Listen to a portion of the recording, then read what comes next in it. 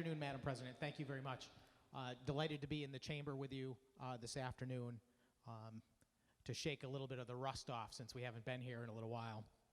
I rise to speak regarding an act concerning incentives for qualified data centers to locate in the state. And I was initially going to use my time to kind of go through the bill step by step, as Senator Needleman did, just to draw some attention to different things. But I actually think it's more important to talk about what this bill represents more than focusing on each provision in the language. Suffice it to say that any legislative proposal that comes before our body that includes a term such as negotiated host municipality fee agreement automatically becomes suspect in my eyes. The bill has quite a few provisions, which I believe test the limits of good government, both on the subject of local versus state control, and also including provisions that extend way beyond our time here in the legislature. There are some provisions that last 30 years. I've always said that we've never should take it upon ourselves to put laws into place that will set up special circumstances for folks that extend beyond the immediate future and our ability to change them. In the simplest terms, this bill is designed to create an incentive to bring a certain industry into our state, and to do that by offering them tax credits and incentives to make it a more attractive arrangement for them. In other words, it's the exact definition of what we call corporate welfare. And just to prove that, the Merriam-Webster dictionary of corporate welfare is money or aid given by the government to help a large company. One of my favorite political philosophers and writers, Frederick Bastiat, would call it legalized plunder. And I believe his book, The Law, ought to be required reading for every legislator before they are sworn into service. So what's wrong with corporate welfare? Well, it's important to start by remembering that we should measure what is good policy by its results and not by its intentions. And corporate welfare is never good policy. The first thing you should think about when something like this is proposed, which is why. Why are we making a proposal that requires incentives for someone to relocate to our state? And Senator Needleman pointed it out. He said that we are well known as a state that has financial problems and is unattractive to businesses. And this type of proposal is an undeniable admission of just how unattractive Connecticut has become as a result of our economic policies. It's also an admission of what needs to happen to make Connecticut more attractive, because we are doing it in this bill for data centers. This bill essentially modifies the tax and regulatory structure to make it attractive for quote-unquote qualified data centers. And that's right. Our environment for doing business is now so weak that we effectively have to bribe entire industries to come to our state by offering them special deals. The only thing worse would be if this state went ahead and raised taxes even further this year. But I understand that's also on our agenda. Over the years, I've seen a lot of different corporate welfare policies come through this chamber. Does anyone remember the first 5, for example? It always amazes me that this body doesn't seem to learn from its past mistakes.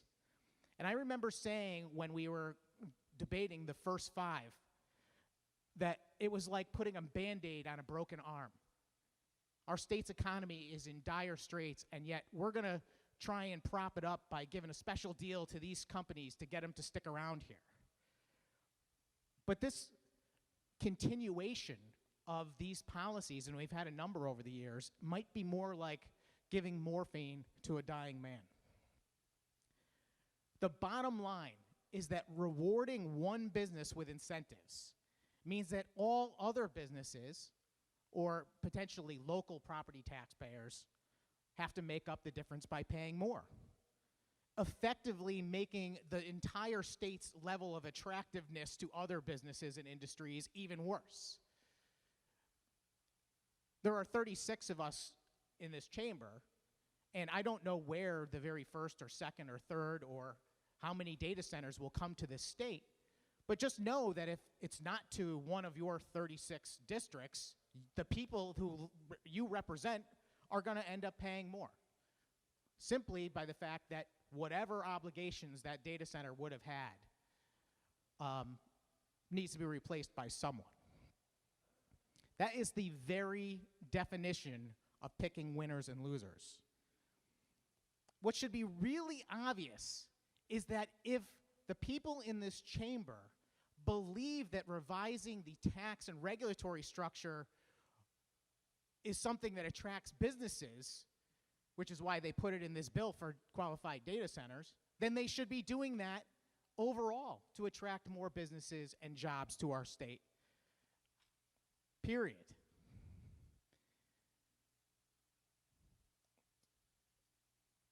Every one of us at some point in our political past chose whether we were going to be a Republican or a Democrat. And I suppose I became a Republican because I identify certain political ideology with that. And I don't mean to imply that Democrats don't believe in freedom and equal protection under the law. I'm sure they do. But for Republicans, we believe the key to ensuring that freedom and equal protection is achieved by the concept of limited government, keeping the government out of the business of picking and choosing who benefits and who does not. Keeping the government small is necessary to prevent policies like corporate welfare. And I want folks listening to just consider how dangerous this kind of policy is. Because what it does is it involves putting a tremendous amount of power in the hands of a very few elected officials, who then have the power to decide what businesses, what industries, what individual companies sometimes are going to get a benefit, and at whose expense. And where does that end? What happens next? What's to stop companies to keep coming forward to our state government and say, well, you know, our company might be leaving Connecticut unless you offer us something? You're creating a terrible set of perverse incentives that there's no end in sight to. And when does it stop? Does it stop after every specific industry has their own set of specific rules that we've done our best to negotiate to keep them here? Wouldn't it be better just to have a level playing field? Wouldn't it be better just to have policies that make Connecticut an attractive enough state so that data centers want to come here even without these incentives? That would make more sense to me. So we're sending a terrible message, encouraging more and more large companies to approach our state government, whether they're here or not, looking for special treatment. And think of the terrible incentives for those few elected officials that have the power to make these decisions.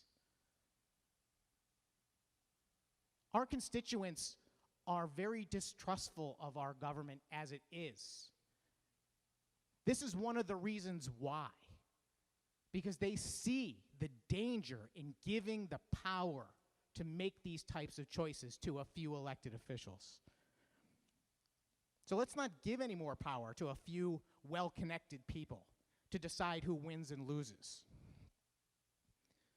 You can be certain I want to see qualified data centers come to Connecticut just like anyone else. But I refuse to invite them here at anyone else's expense, particularly the current Connecticut residents and businesses who have been suffering and who will be asked for even more. This is my 11th year in the legislature, Madam President.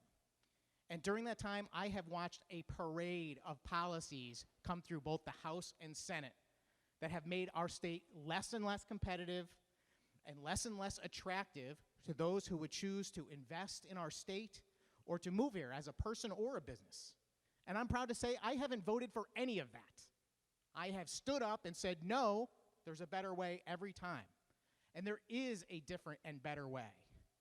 Everything we do here should be focused on restoring Connecticut as a place people and businesses actively choose, where data centers want to come, even without incentives.